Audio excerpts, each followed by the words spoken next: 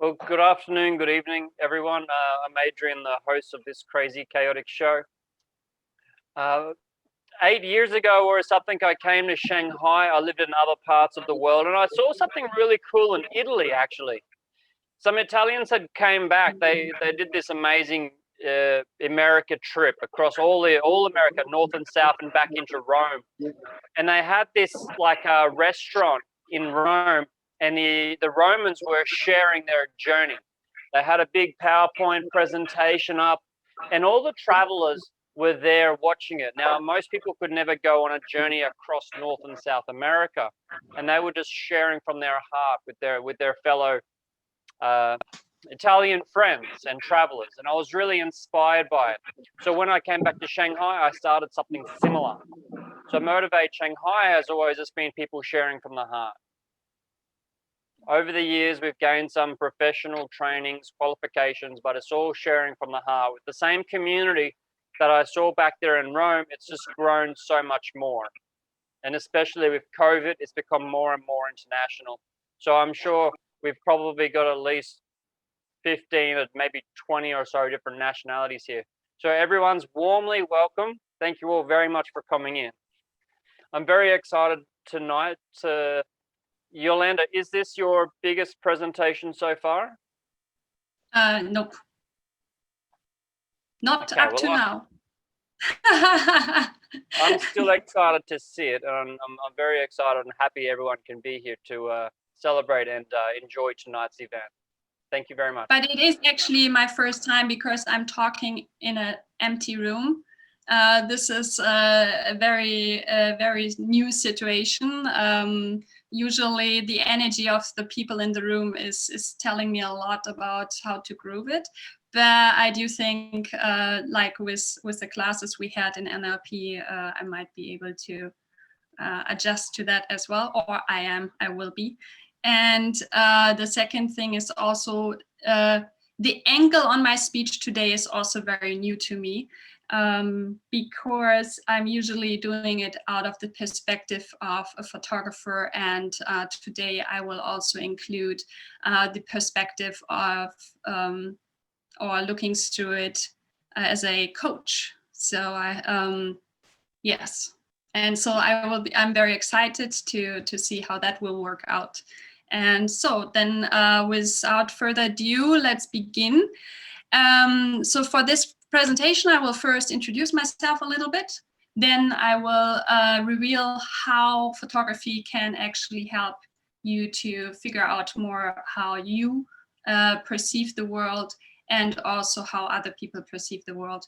And so in the end, we will also do a little experiment. So I will guide you through one of my works.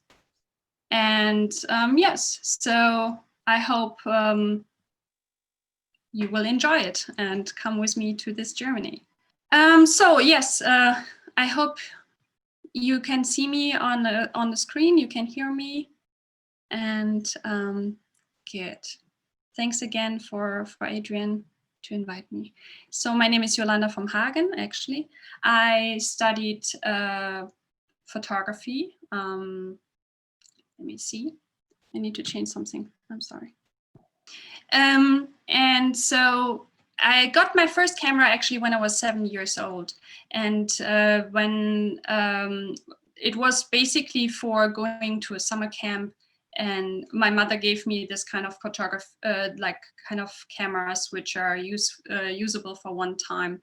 And so I had 36 shots basically to preserve the memories of the summer camp, and to be able then later to show to my family what we have experienced, me and my brother, because it was a summer camp without parents. And so is this working? Yes. So photos became very quickly actually a tool for me to don't forget, and to also have the pictures always in the backside of me when I wanted to show it to someone, when somebody had time. And so when later on, when I graduated from high school, I actually had three choices I was going to make between photography, psychology, and architecture. In the end, I decided that photography would suit me the best, even though like the financial insecurities of being a freelancer I wasn't really particularly fan of that one. But I said like, okay, photography, I don't want to be a starving artist. I want to make money with it. So, and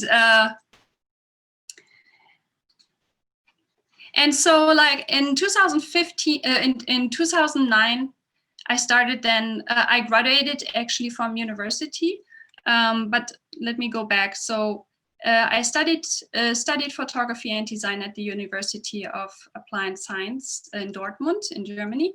And in 2005, we had a German-Chinese exchange. So what was meaning like 13 students from China came to Germany, and we would all live in a coal mining area. And the task was basically to get the picture of this environment through the eyes of different cultures. And so I started my first like bigger project. Let me check how that moves on. So I started with my project Carl Street. I walked around in this environment, and I've seen like this kind of phenomena in houses which are like on the left side, on the right side they have a different patina, and I thought that was actually very interesting. It's like, why would people do that? Why don't they communicate? And so I just started to take pictures of that, to document this. And so you can see like actually that was in 2005, and on the right side 10 years later I would go back to do the same picture.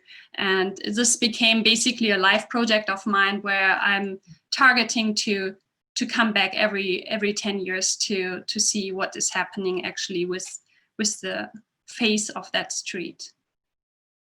And so you can see always like 2005 on the left side and 2006 on the right side. And of course, also I was wondering what are the people who live there? What are they about? How do they look like? And as well here, I would go to have, you see on the upper side, the picture from 2005 and then, or 2006, and then 10 years later, the same houses. And I preserved this. Sometimes you can actually see, like, for example, here, this older man, his wife died on lung cancer. Children, of course, they got bigger and grow up. And so this is one of my projects.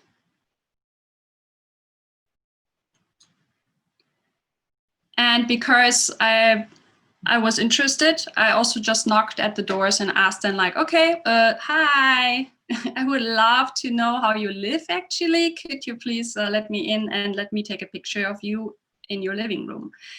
And me having this trustful face was let in. And so I was starting to also document the people who were living inside these houses.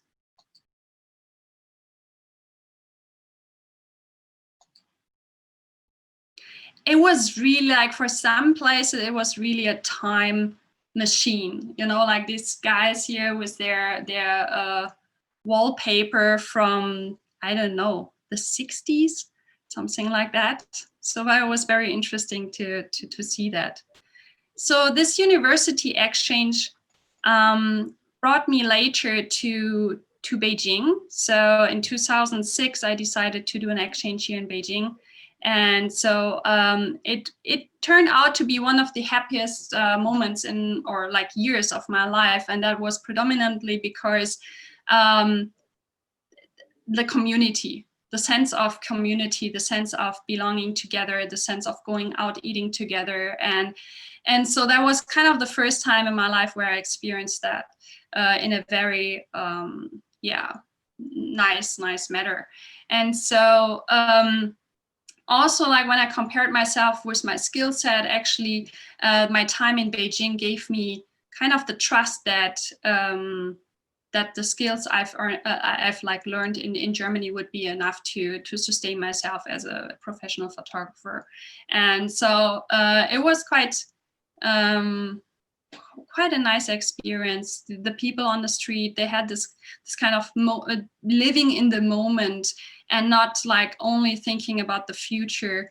And so I felt they were quite positive. While in Germany, when you're born, you are already paying inside the entire retirement money funds. So, so anyway, so living the first time abroad also showed me a lot about myself, like what is important for myself, what are habits I would keep, I would preserve, what are habits which I would easily like let go of, and I would adjust. So I tried really to merge very, very deep into the culture, and I did not hang out with foreign friends, definitely not so much with German friends, because I could have that back home. So I was sitting down basically 6 hours a day to study Chinese, and in the afternoon I would hang out with my Chinese classmates.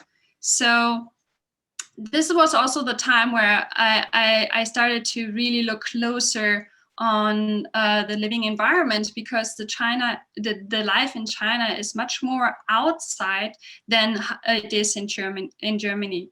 And so I would walk around and would really, really be able to see a lot how people make up their environment and use the small space as efficient as possible. So here are some impressions of things I have seen while my first year in China. I don't know how quickly it moves for you. Feels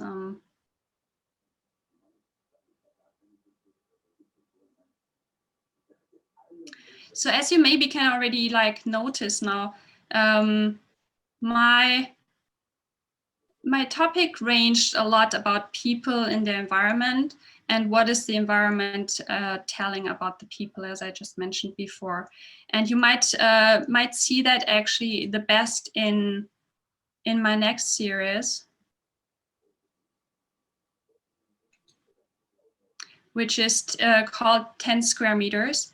I just moved, actually, in 2010, so I came to Shanghai the first time. I worked as the official press photographer of the German pavilion. And so after that, I just went back for several months to Germany, but only to basically put all my belongings into a basement cellar, like not having a flat anymore, nothing anymore. And I would go then to Shanghai. Didn't have a job, no visa, no flat to live. But anyway, I would just like jump into the airplane, go back where I thought I want to start my career. And this is what I did. I found a job, and but at that time, around just right after I came to China, I moved into that place. And then they said, like, next door, the house will be demolished. And so I started to go out and also to document this house where the people would live next to each other. And everyone had just basically 10 square meters to live in. And so what was so interesting is really to really go to see into details of how do these people live, and how do they kind of arrange themselves with living as such a limited space, and also in an environment which is quite demanding due to different reasons.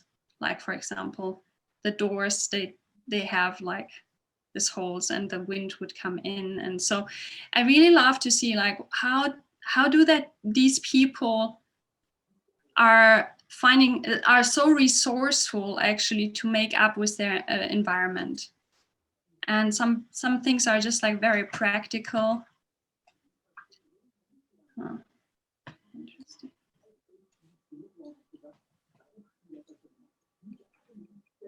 And some things are just like very loving, and they're saying a lot about the personality of that person. So, and this is what I wanted to show you a little bit in a nutshell about like some works I've did in the first part when I came to China, and it was always about like, okay, how do I perceive the world? And so now I would also like give you a little bit these questions, is like, how do you perceive your world? What captures your attention? What is important for you, and what does your room or your home is telling about who you are? And what habits do you or your parents or your partner have? And yeah, maybe we can open shortly for a little sharing in this regards. So now the questions are gone. That's not nice. So what is it, what do you think is what you capture in your environment? What can, somebody wants to share? How do you perceive your world?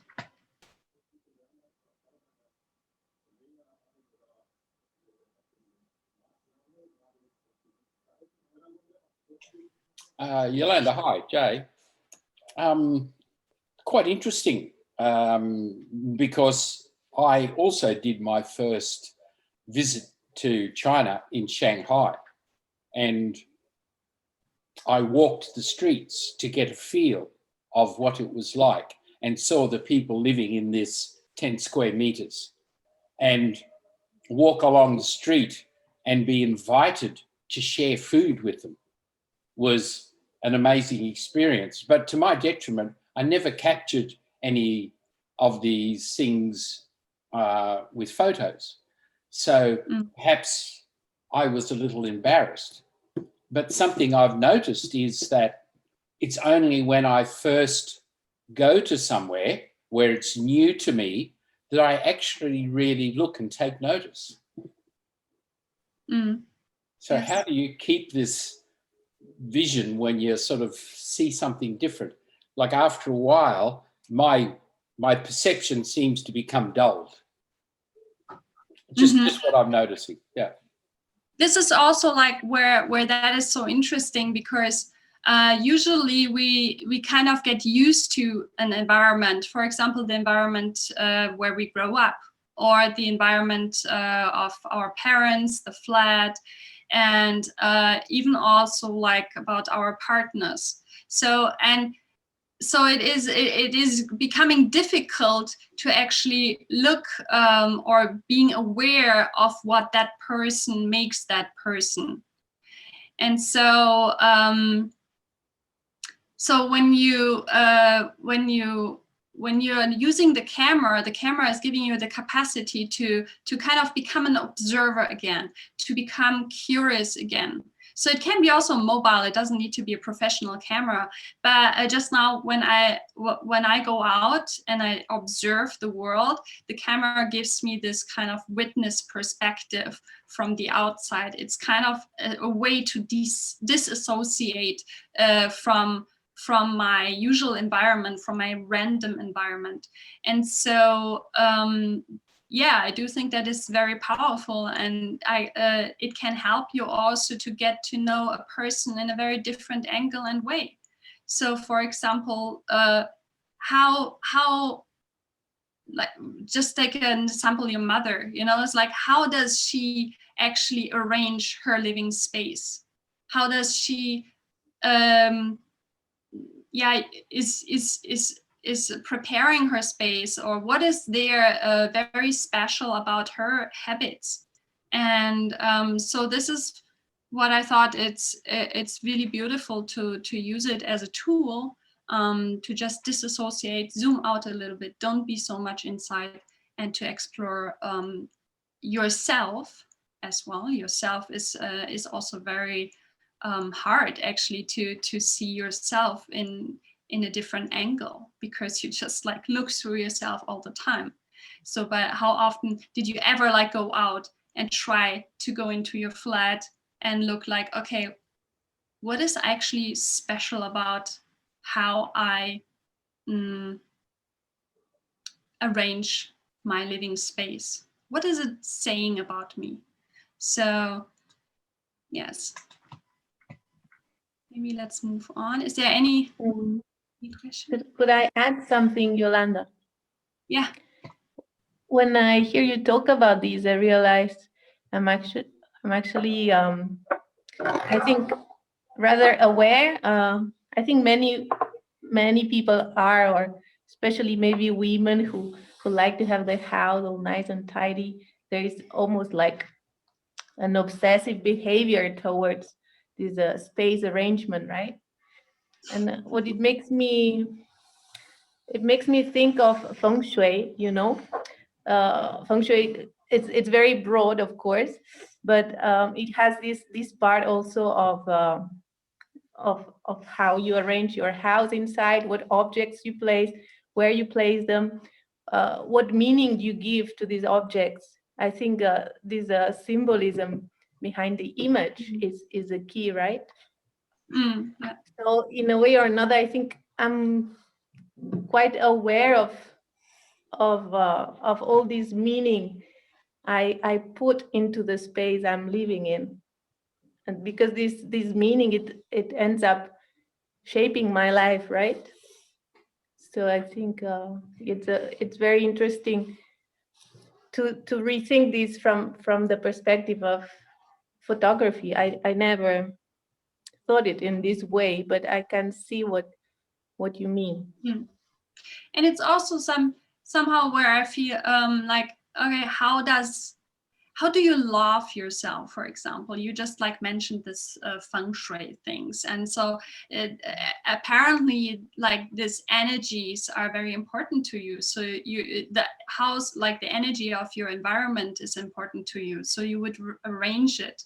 And so how beautiful it is when you could actually look through the camera, or anyway with your awareness go and see like, how is that person actually loving herself or himself? How do I do it actually for myself? What is it saying about my needs? And so I do feel that this is it's a very interesting way to look at one's own environment. Yeah. If you allow, Yolanda. Hi, Yolanda, Didi here. I want to share my perspective after living in Shanghai for 16 years and being married to a Chinese who is a photographer. So I'm a little bit like Jay, and I was walking through Shanghai a lot and went on all these small lanes that you have showed us now and never made a single photograph.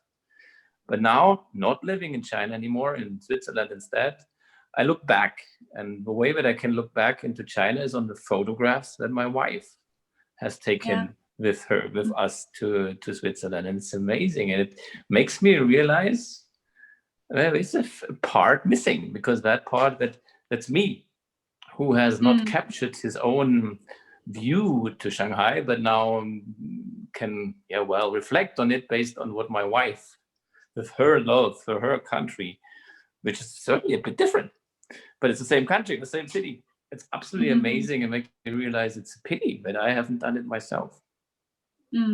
Yes. But it's okay. I mean, in the end, you have it in your heart, right? So, right. This is actually perfect to move on, like to the next chapter, basically. If you allow. So. Okay, no.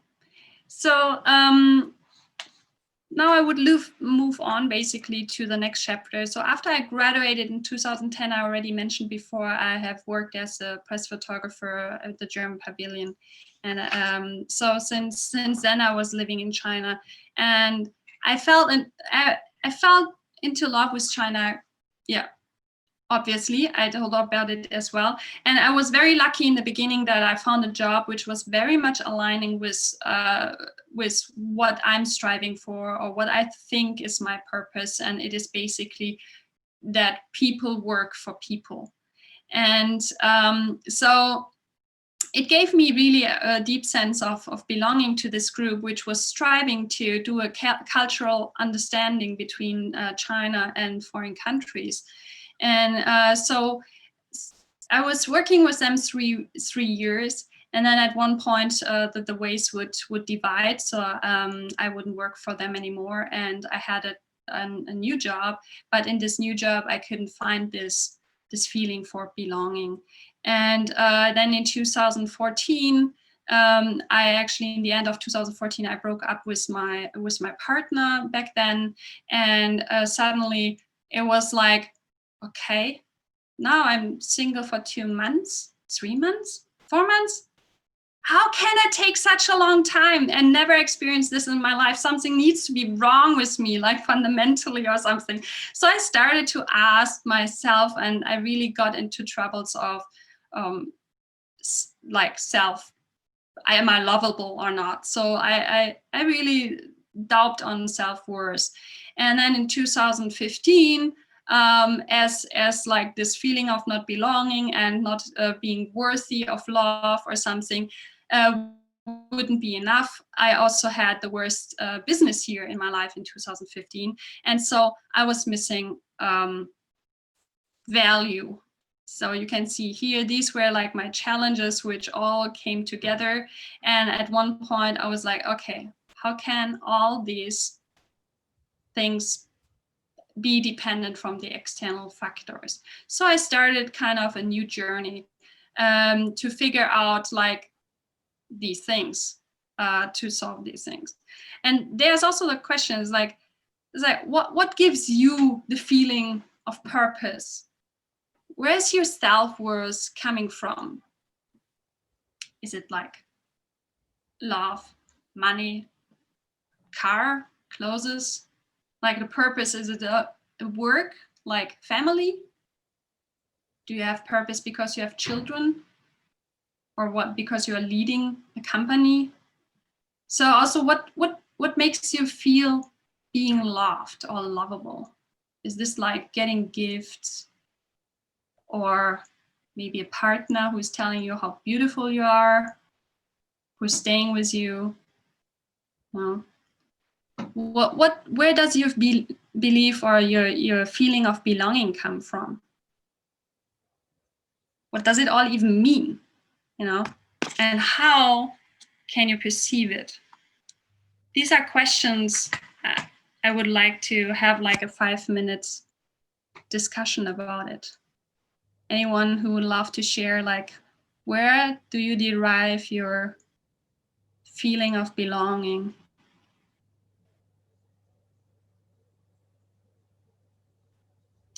My purpose is derived of the needs of the people around me, starting with my family, but also colleagues.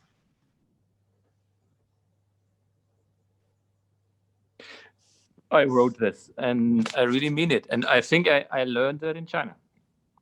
In a country where, German as I am, just like you, from an 80 million country to a 1.4, 1 point almost 5, I think, people country, you feel like, boah, this small. And that's good, you know, because as a German, I didn't feel this small before. I felt like I have a purpose, I am meaningful, I have a good education, I have a passport that allows me to see the whole world. I felt meaningful. And then arriving in China, I felt like, yeah, well, but among 1.4 billion people, it isn't that easy to feel purposeful, just being a German.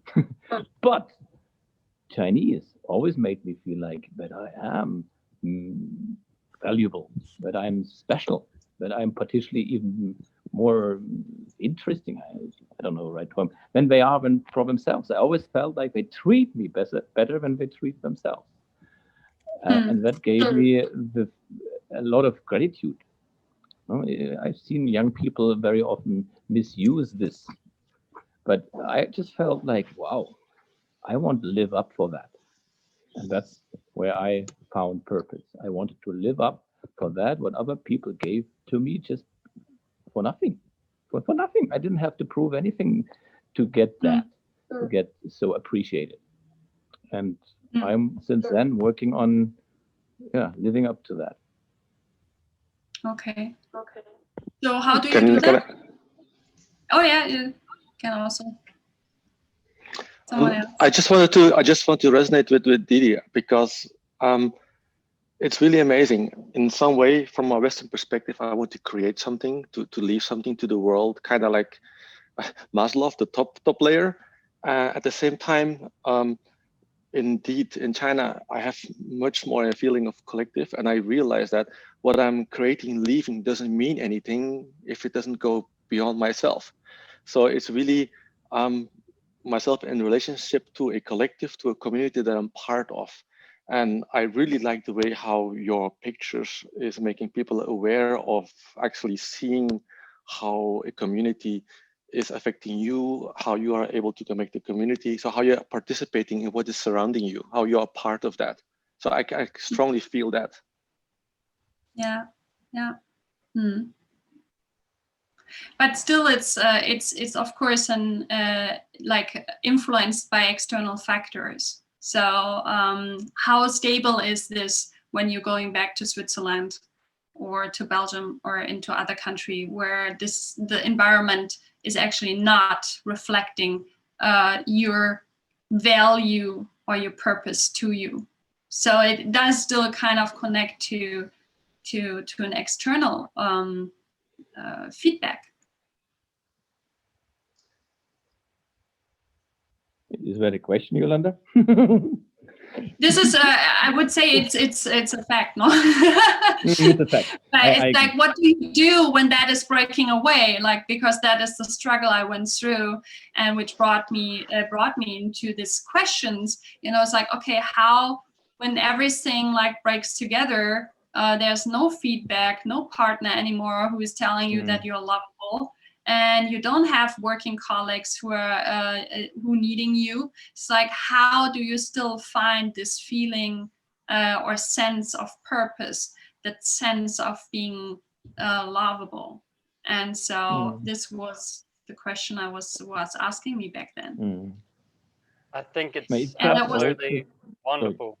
Absolutely wonderful to get that feeling. And if you get that wonderful feeling from your environment, or perhaps from your children, or perhaps seeing other children, and I think it's absolutely vital that a lot of us can manage where we get it from, and perhaps ensure we can get it from ourselves, because there's going to be times when we're going to sleep by ourselves or resting by ourselves.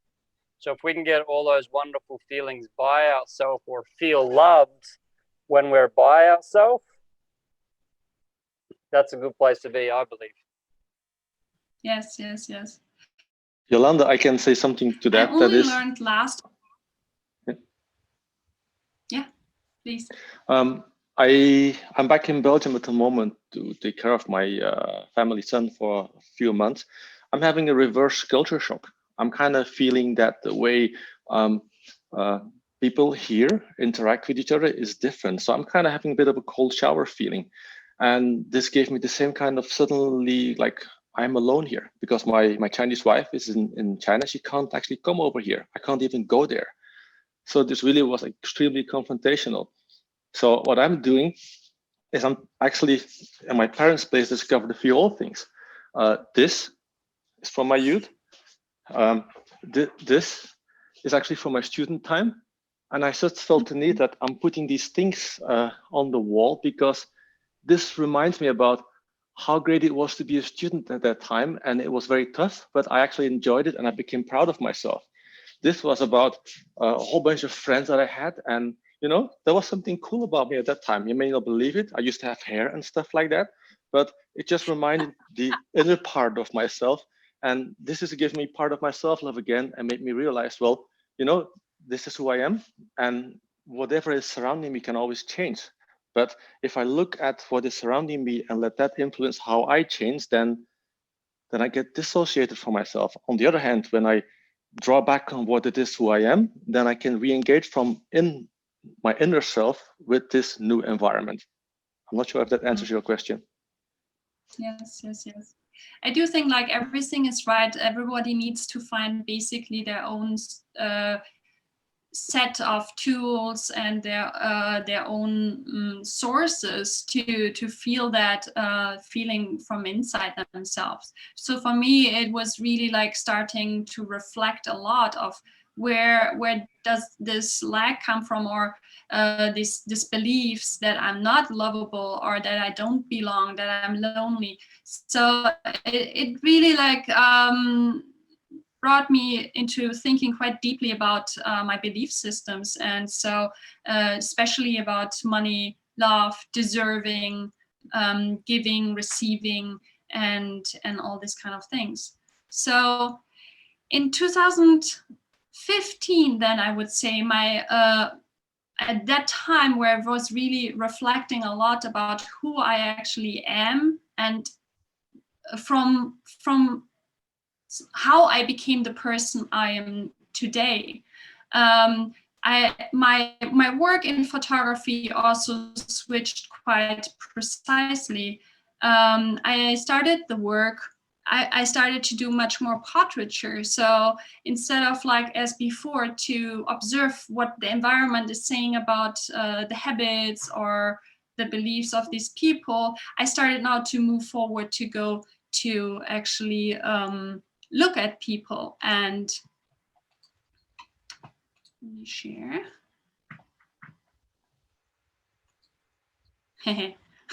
Isn't that a nice first picture? That person does not particularly look extremely relaxed, I would say. This was actually a project I have started like my journey into portraiture in 2015. It's called Darkroom Experiment. And so I put actually people in a totally dark environment where they cannot see me, they cannot see anything. And because it couldn't be more interesting, I started to do things to make them afraid. Why not? And so I captured actually the people being totally not capable to refer to anything, to stage themselves. And that was also the time where I was actually preparing for a workshop in North Korea about nonverbal communication. And so this was very interesting because you can see actually everybody has the same base, but the reactions of the people would be very different.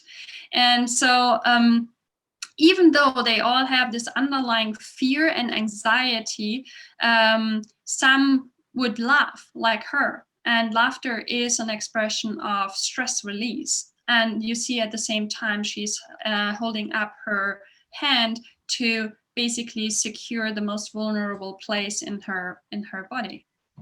Let me check. Oh, okay. No, it looks funny. Others are looking more surprised. And interestingly, you can see the tangyo. The tangyo is actually a very interesting part. When people have enough, the most original reaction of I have enough is actually pulling out the tangyo. And it comes from when you're a baby and you have drunk enough from your mother.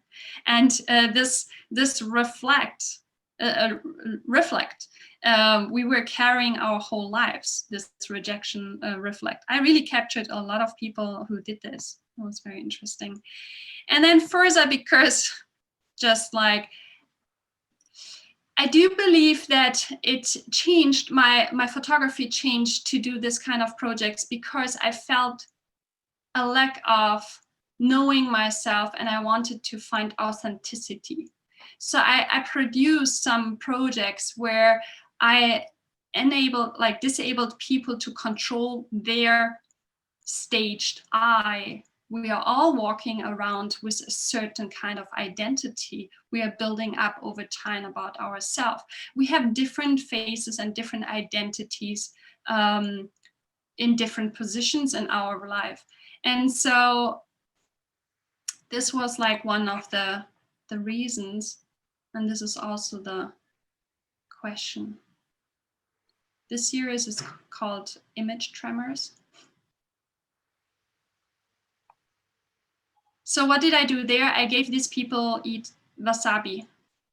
So these people all ate wasabi and they could just not hold on and needed to, like, became caricatures of themselves, because to eat wasabi is just like when you eat too much, you just cannot hold on anymore to stage or keep any kind of contenance.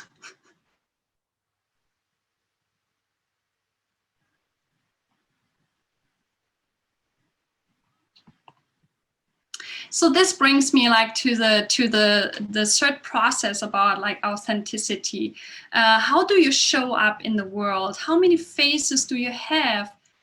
How many do you have to have, or how much of yourself are you hiding actually every day?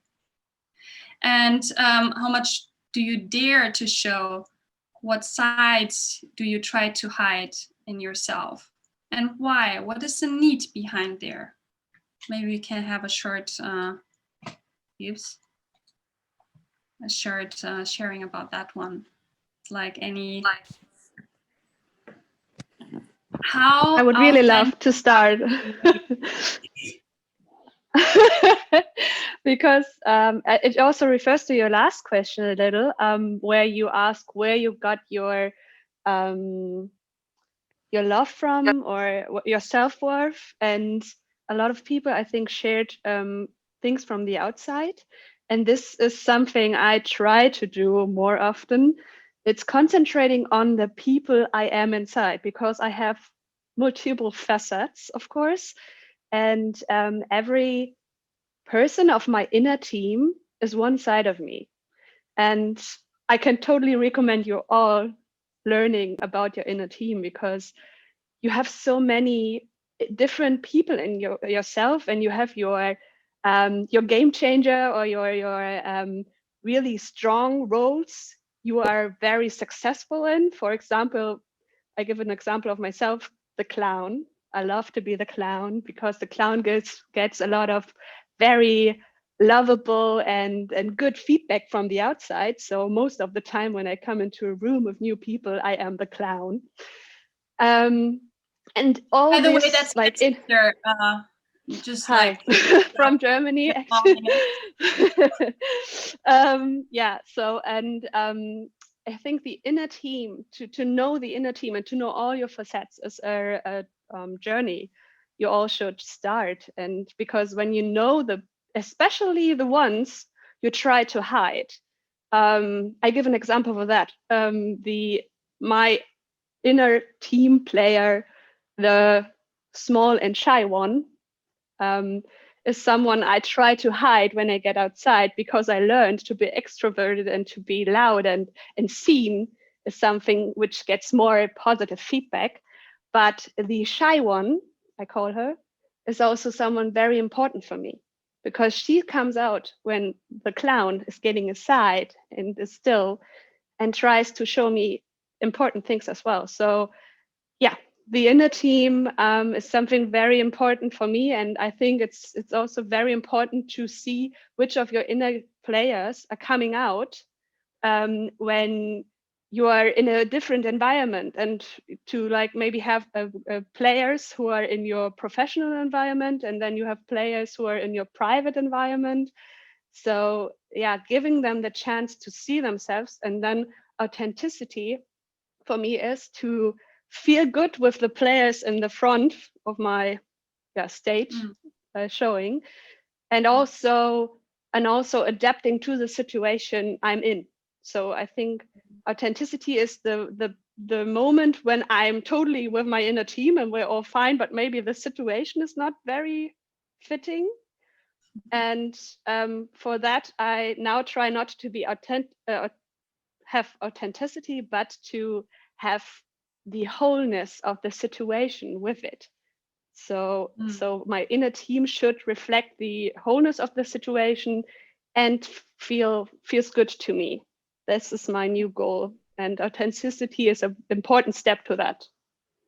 Done. It's also like what I learned with Adrian and Chris with NLP. So we have that very nice tool, which is the part integration. And so I found that incredibly beautiful, because this is helping.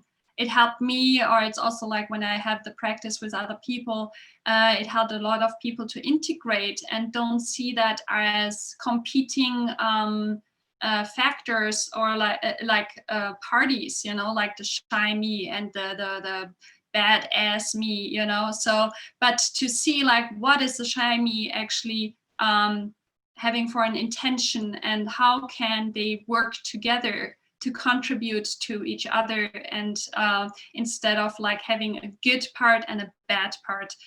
So thank you very much for your sharing, Jessica. And so this comes back as well a lot about the question of belonging. You know, it's like, okay, like how much do I try to fit in? And I share the screen again because I think like Brené Brown in Daring Greatly, she kind of did a nice, a nice sharing, like belonging is the innate human desire to be part of something larger than us. Because this yearning is so primal, we often try to acquire it by fitting in and by seeking approval, which are not only hollow substitutes for belonging, but often barriers to it.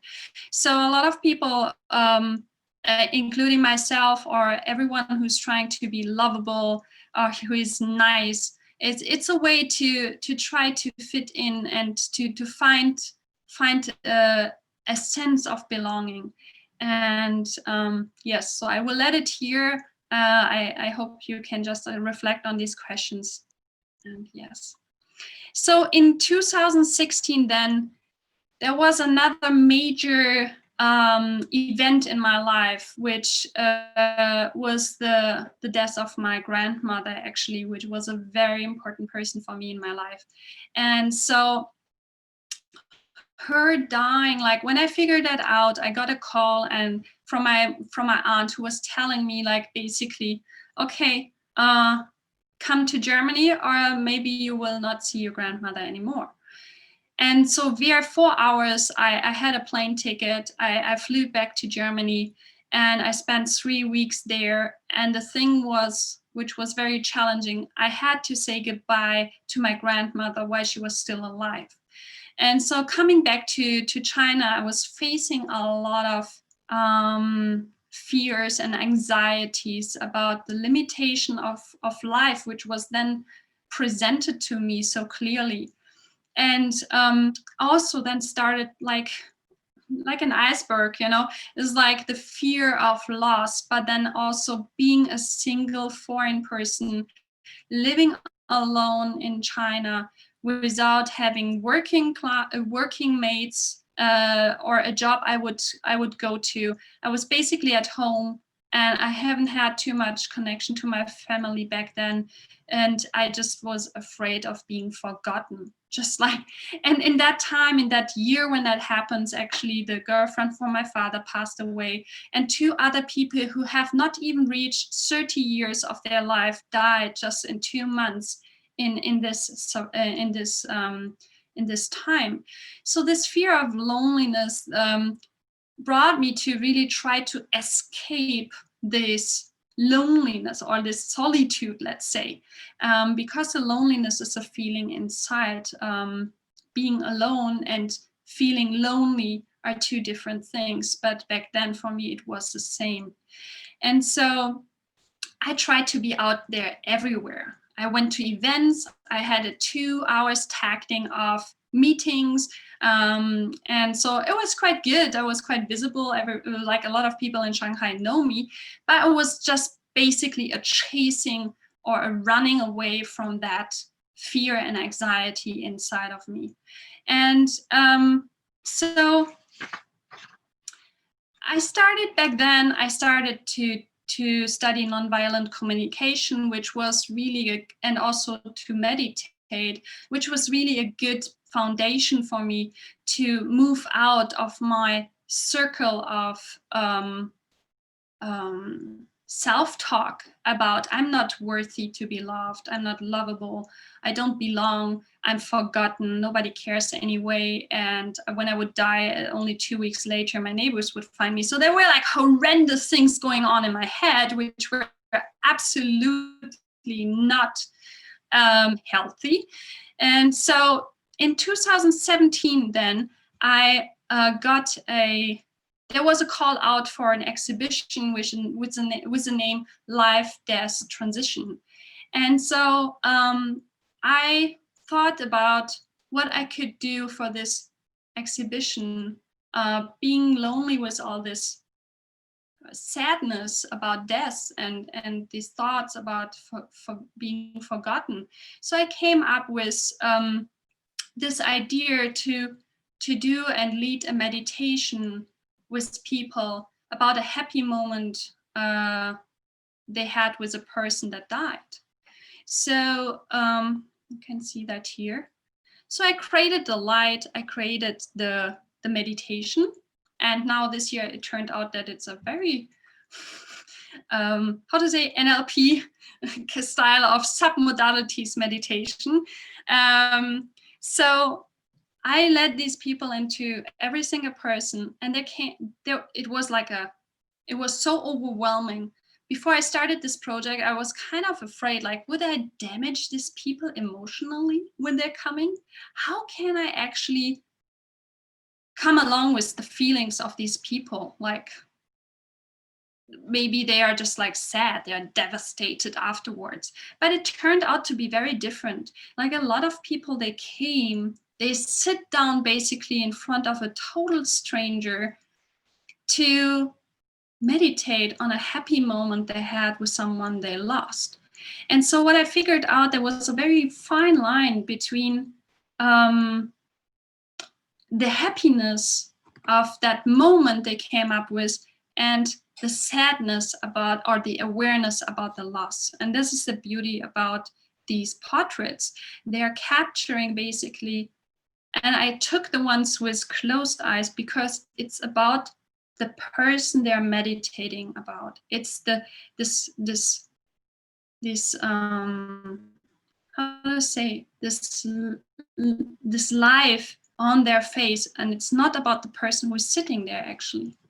So what I would love to do now is, and I'm a bit afraid of the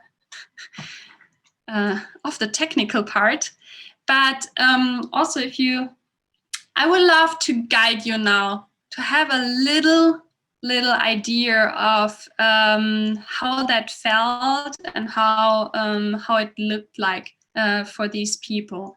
So when you don't mind, please sit in a comfortable position and relax. It's a good time to relax. Ooh, gorgeous for me as well. So I would like you to close your eyes maybe. And I'm absolutely hoping that you can hear the music later. So just lean back and close your eyes.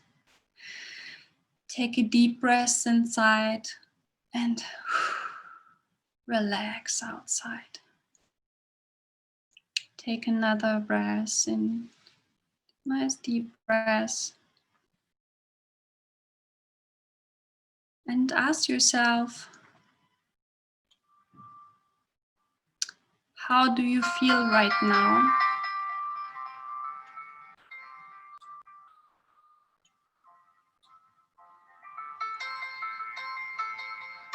Are you tensed or are you relaxed?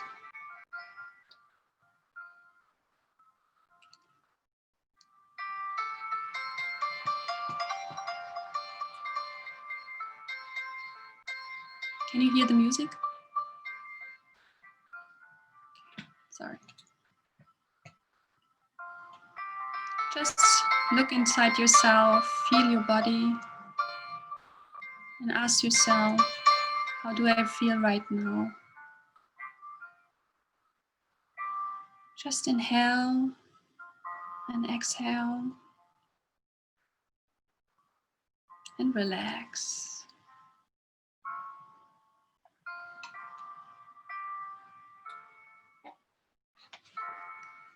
So now I would like you to imagine a space you and your loved one shared a happy moment in.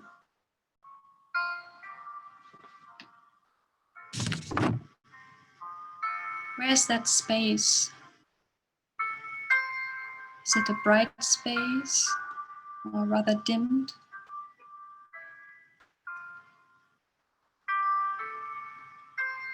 Just like take the time and look around you.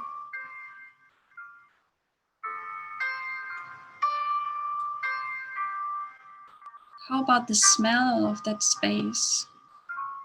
Has the space a distinct smell? Maybe like flowers, perfume, maybe food.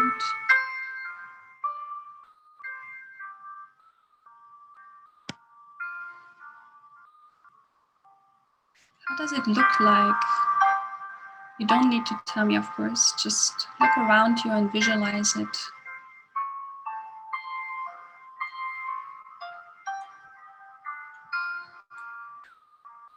Now let us concentrate on the person you are meditating about.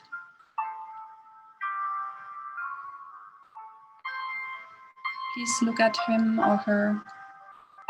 What is he wearing today? What is her mood or his mood? Maybe happy, smiling? Is that person nervous or relaxed?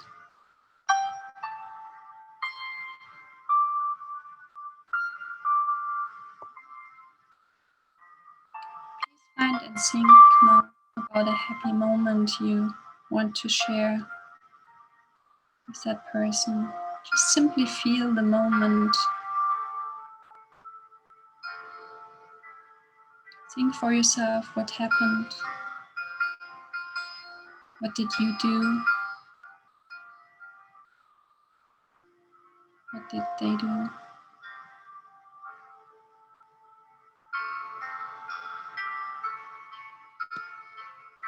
What did you say? How did you feel?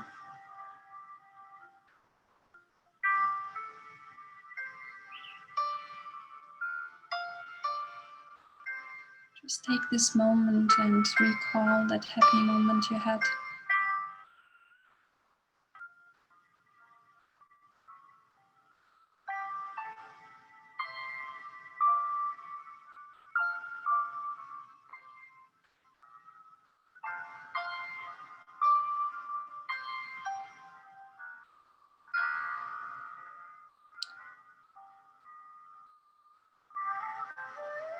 Just enjoy and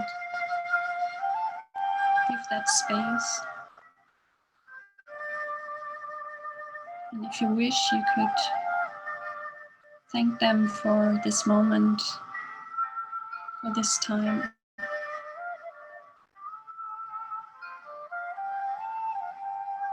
Just take a deep breath and at your own pace, you can come slowly back.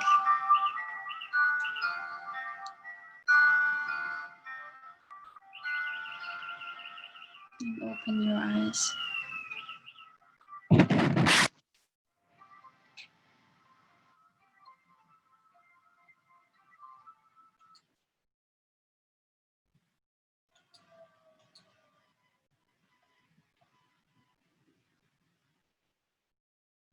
That was a very little moment.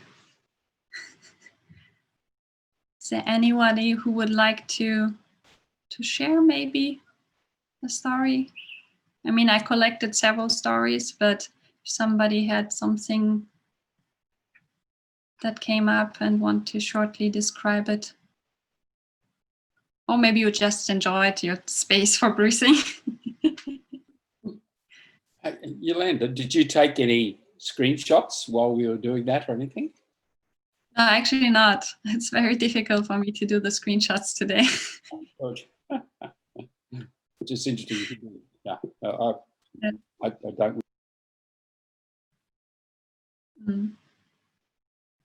So in that session, when I took the pictures, the session in total took like 45 minutes. So that was just like a very little part of it. But people started sharing what they visualized, and what came out was very interesting. It usually had not had to do with big events, but it was more about a feeling, a smell, or a story that came up. So they told me afterwards, they shared with me what came up in them, and they were like so interesting stories about, there was a girl, like the father, every Sunday he would come and poke her feet to wake her up to go to the wet market to get the best fish for the lunch in that day. And her being totally tired, she was so super annoyed about it every time, and fighting with her dad coming on Sundays to wake her up, her own day where she would be able to sleep in. But at that meditation, actually, this story came up in her. And so so they were amazed what they could figure out, actually, what of the people is preserved in them. And so what I figured out is like that that the demand or the need for having a space to actually share, it was very big. I was quite overwhelmed by the participants who would like to join. I had over 40 people, and it could have gone on and on. And so what it clarified to me was just like, also as a coach, what is there is like you're preparing a space for people to share, and also to become aware of themselves and what is preserved in themselves about the person they have lost was very healing to a lot of people. And knowing that they are sharing the story, and that story will be preserved and is living on, that contributed to the healing process of a lot of people. You know, this belief that they are not forgotten. Okay, so the next thing I wanted to share is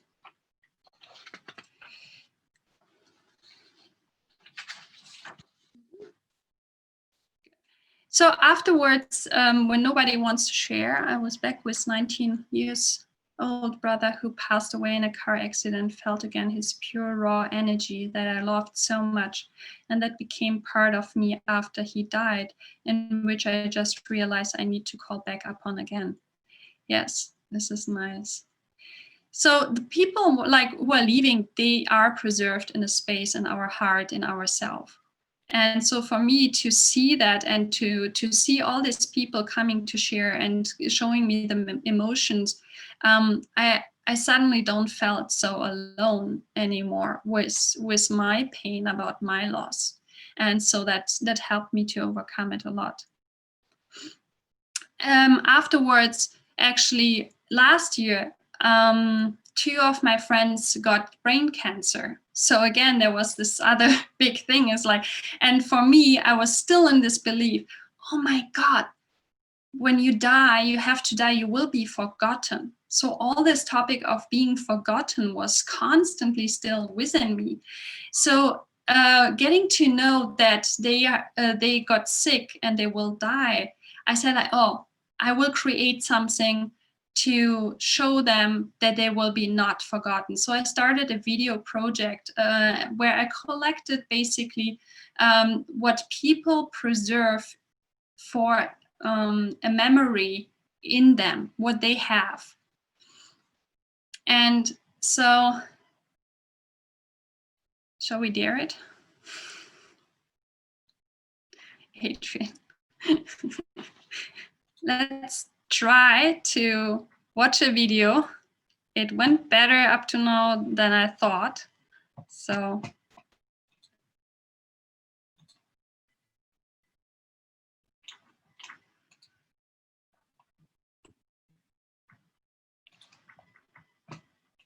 I would like you to tell me something funny about Robert.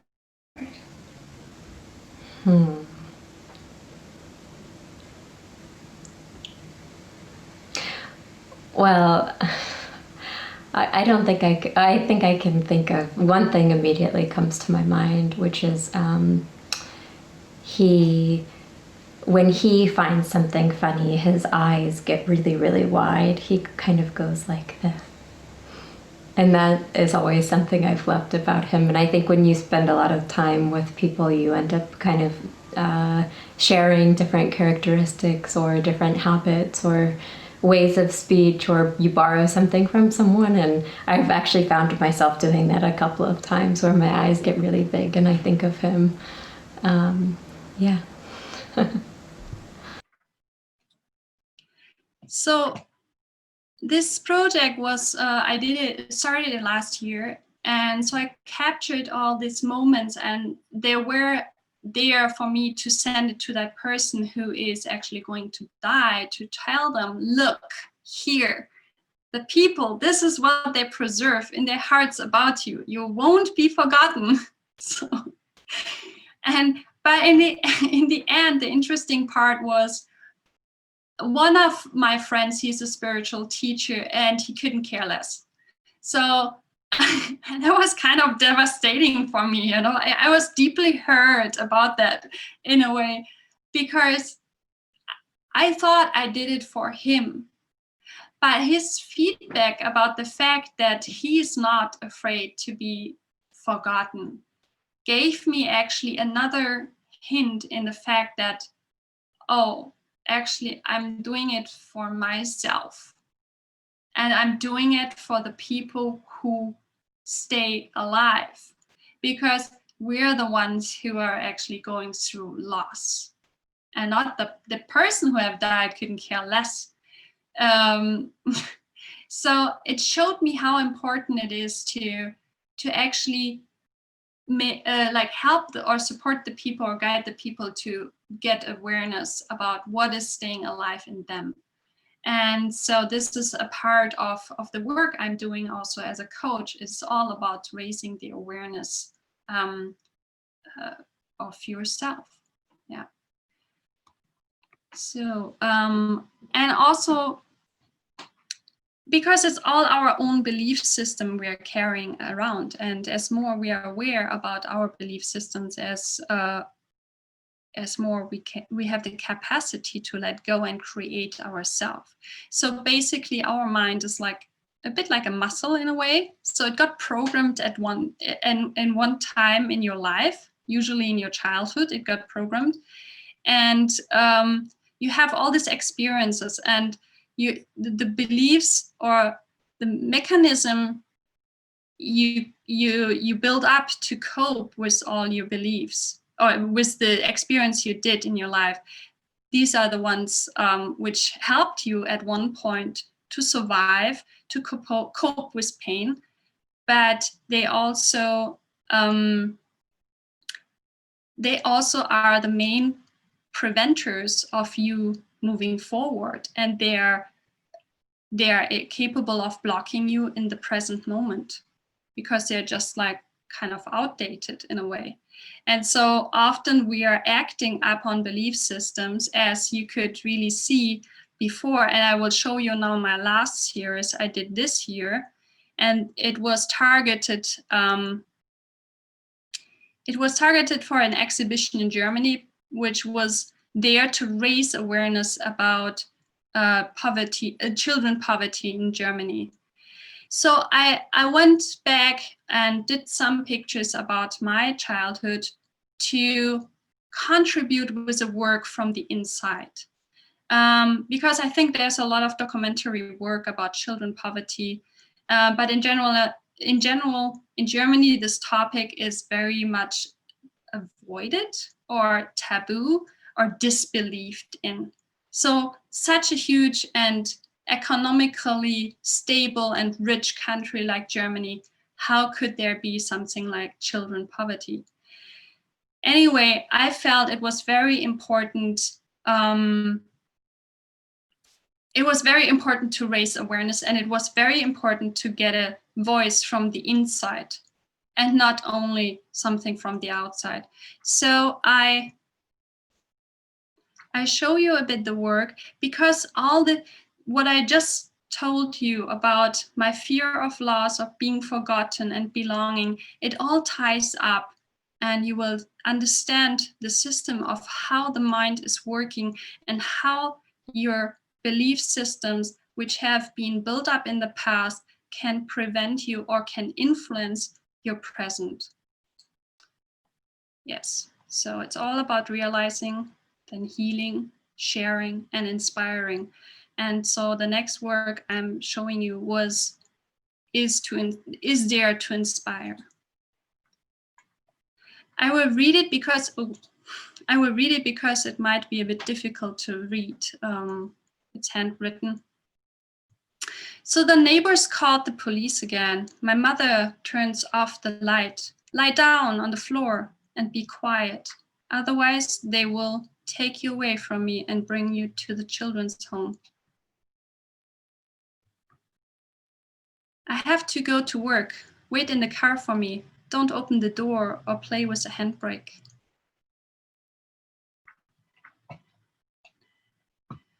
Wait here for me. I have to go to work now. I will pick you up later. Don't get into trouble and take care of your little brother.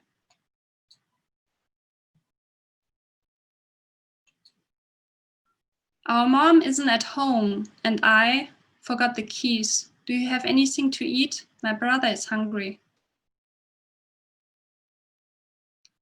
Mom left last night. That's all she made. Don't eat it all at once, or we won't have anything left for later.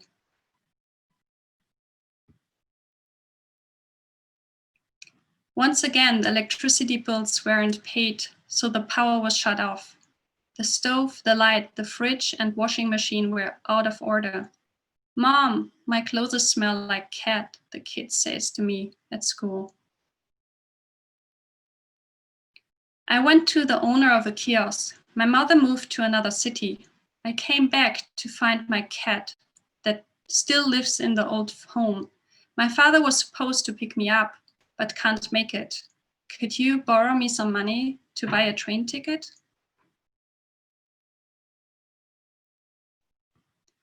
Coming late, missing homework, know-it-all attitude, precocity and a need for justice made me an outsider. However, I loved going to school, a place of community, peace, and stability.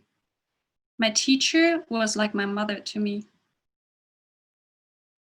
During our weekends with Dad, my grandmother was there to help him. She brought us bananas, puzzles, and fairy tale books with audio cassettes. Don't worry so much. Play puzzle with me.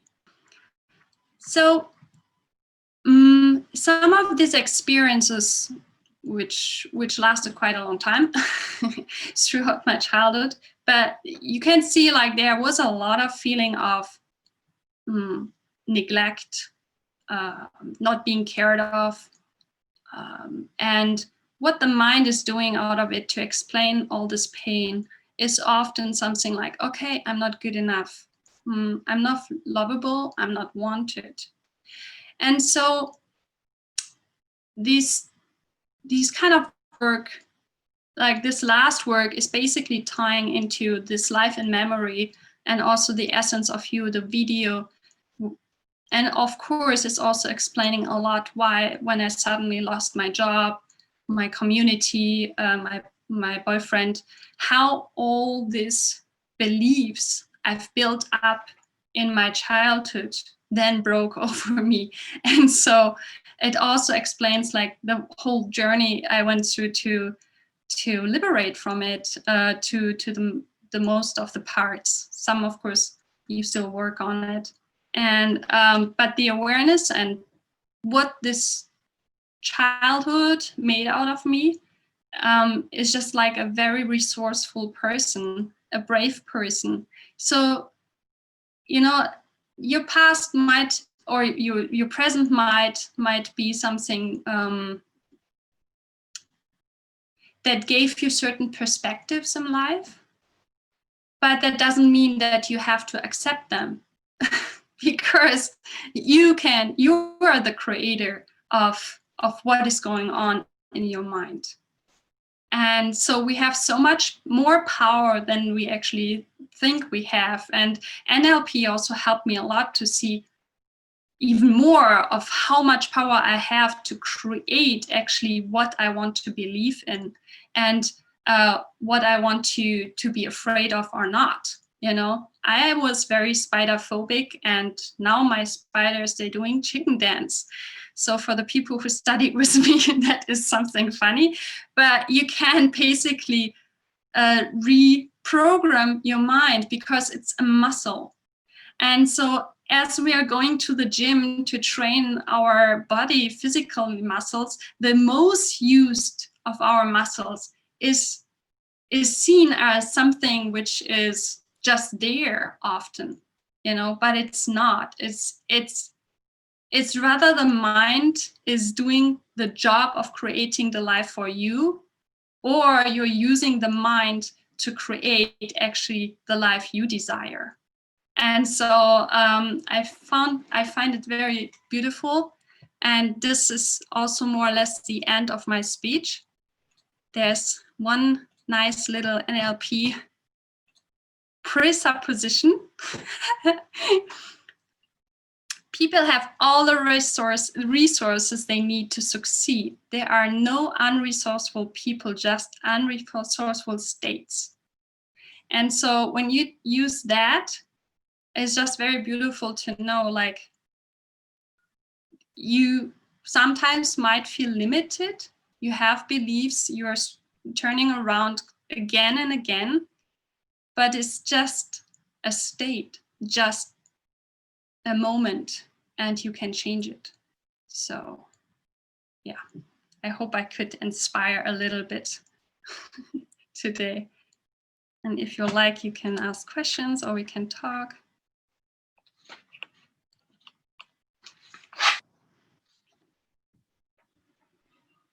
Any comments? I just got one small one, Yolanda. You're talking about Robert from Shanghai before. Robert who? Robert who? You mentioned a Robert passing before, or the girl.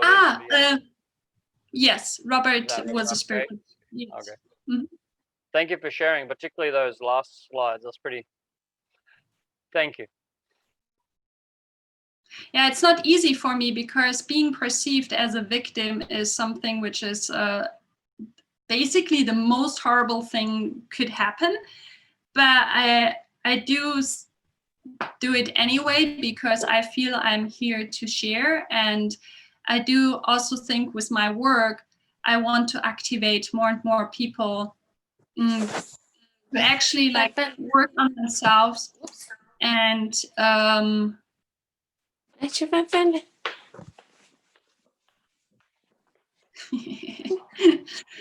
this can be done in group, like with Life and Memory. It can be an event where people come together to work on a certain topic. So I definitely will also do retreats which are about certain topics like love or belonging. It depends, maybe also death. But then also on one-to-one basis, it can just be a really great tool to use photography to get this outside view, observer view, and to don't be only inside, because this inside view is oftentimes limiting, and this outside view can give you just like a bit more aspects. Yes. Miss Yolanda, very, very thought-provoking. Thank you for what you've shared.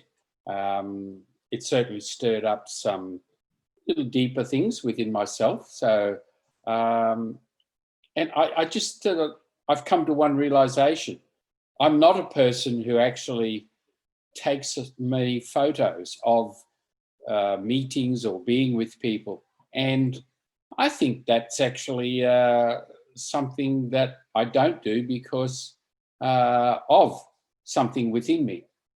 And so I'm thinking about that. So just thank you for that. I really enjoyed what you've done. Thank you. Yeah. Mm. Hello, Yolanda. Thank you for your sharing. I would like to ask if you've done any projects on self-portrait, and how would you approach that? Actually, I do feel that the last work I showed is kind of a self-portrait because it's my story. I do think that a self-portrait doesn't necessarily have to have the person yourself inside, actually. Also, what I wanted to mention, these things are, like the portrait I did, these are things from the past. So, and we can choose like how much the past is actually playing into our present. And so what you say about self-portrait, yes, I do think that this will also be a big part of or this is also a big part of this coaching I'm doing. It's all about you, and if you're like inside the picture yourself, or if it's your environment, or if it's what is important for you, how you see the world, it's all a self-portrait in a way, because you cannot make pictures that don't have you inside as the viewer.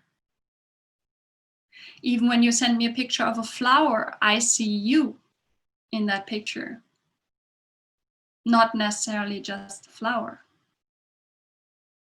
So, and it's us to see and to recognize what it is in us which is taking that picture. Is this Yes, answering? indeed, I can totally see that, what you mean, right? But still, we live in a society which puts a lot of emphasis in our image, in our external, in our face, right?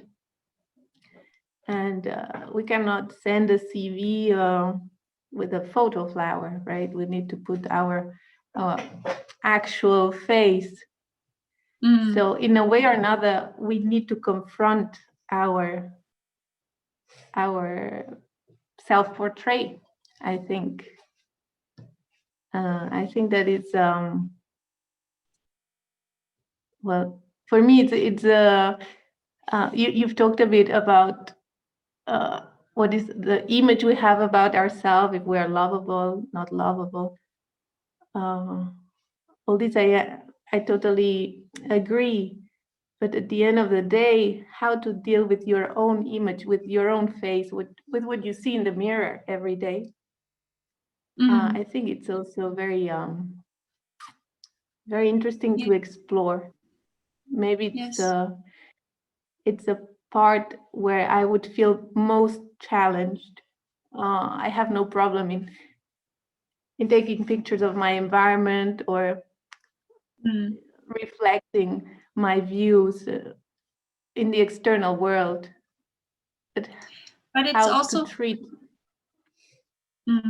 my own image, I think that is much more difficult. Maybe when I'm allowed to share, I do think what I perceive is it has to do like how you look at yourself. So maybe even the self-portrait might be not the difficult part, but to look on the picture, to look at yourself and see what you see and what you connect with that person you are seeing. That is the challenge. So it's not, I don't think it's a matter actually too much about like, can I do a selfie or not? But when I see myself, what do I actually see? Who do I see? what is my internal or my inside voice telling me about that person I'm seeing on that picture? And so when that is a challenge, it tells you a lot. It tells you a lot. And I do think like coaching or other things can really support you in figuring that out. Who do I see there actually? Who do I look at? What is my belief there? What is that person supposed to be? Why is that person not what it is supposed to be? So this mirror, like from oneself, I did inner child meditation. And at the first inner child meditation, she asked me, I was the adult, I was looking on to myself in this meditation. And my teacher asked me, like, can you tell her you love her? My 5 or 6 years old me? No, I couldn't. Not back then. I needed to learn that. Because that child wasn't loved. I haven't learned to love that child.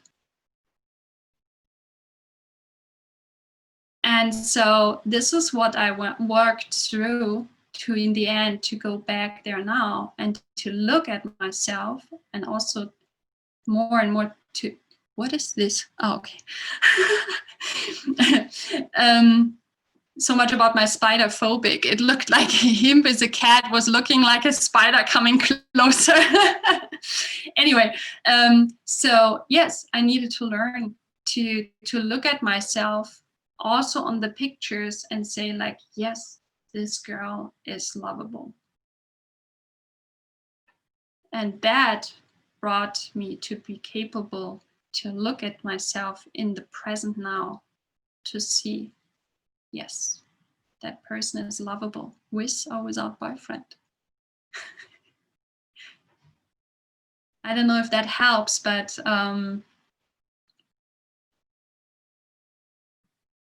yeah. Yeah, I will try to ask those questions when I look at my own image. But it comes up to this last sentence you say, right? Our ability to love ourselves, and that is the foundation of everything. Yes, it is. Yeah. And while coaching is not, I mean, it's not therapy in a way, right? So of course it's like you also, when there's something blocking you from the past, you would go there, but it's more about working towards the present and towards where you want to go to. So it's always a matter of like, what do you actually want to feel like? What do you want in life? And so this I feel beautiful because it aligns so well with having done so much in the past and now coming to the present, and now like with the coaching and the NLP going to the future, like, you know, moving forward. What do you mean, Adrian? You can explain it better. We often really help people move forward in life to get the results they really want. But how do we know what we really want when there's trauma and static perhaps in the past? So although we're coaching to help people get results, we'll often go to their past and maybe look at some of the early memories, but look at some of the early memories with the wisdom that we've gained over the years. Because when the little child was in the memory, the child has its perspective, but as an adult looking back at those memories with a wider perspective, perhaps we can get more awareness. Someone mentioned awareness before. We can get more awareness of what actually happens in there. And that can often help us get our results more easily, naturally, just unconsciously guiding that way. And it's with great pleasure that I've had sharing time with Yolanda. and some other people here. But we're going to wrap it up now for the time. But you guys can welcome to stay, have a few more words. We're officially at time. Next week, we're going to have Ying, and she's going to be, she's a Chinese lady, and she's sharing how to deal with negative people, which may be of interest to some people here. But please, if you haven't already, connect with Yolanda, her Western social media or Chinese social media there. Thank you all very much for coming. Yolanda, fantastic, dear. I learned a lot more today about you. I hope it was not too depressing, actually, and it was definitely food for thought, I guess, for some people, a lot of questions. So when you have more questions, or you want to talk, or maybe you want to even be guided through a journey, it can be with or without photography, then connect to me. Or when you want to learn more about NLP, connect with Adrian and the community. And coaching, yes, it's definitely a nice. And if you don't know, Yolanda's skills have leapfrogged, so she can do some even more amazing processes now. So if you haven't had a session with her, try a session with her this Christmas, and see how much she can together. See how much you can expand your mind in just a little bit of time with her. You'll be very impressed. Thank you, Adrian. Good night. Thank you for all my friends from all over the world. So cool.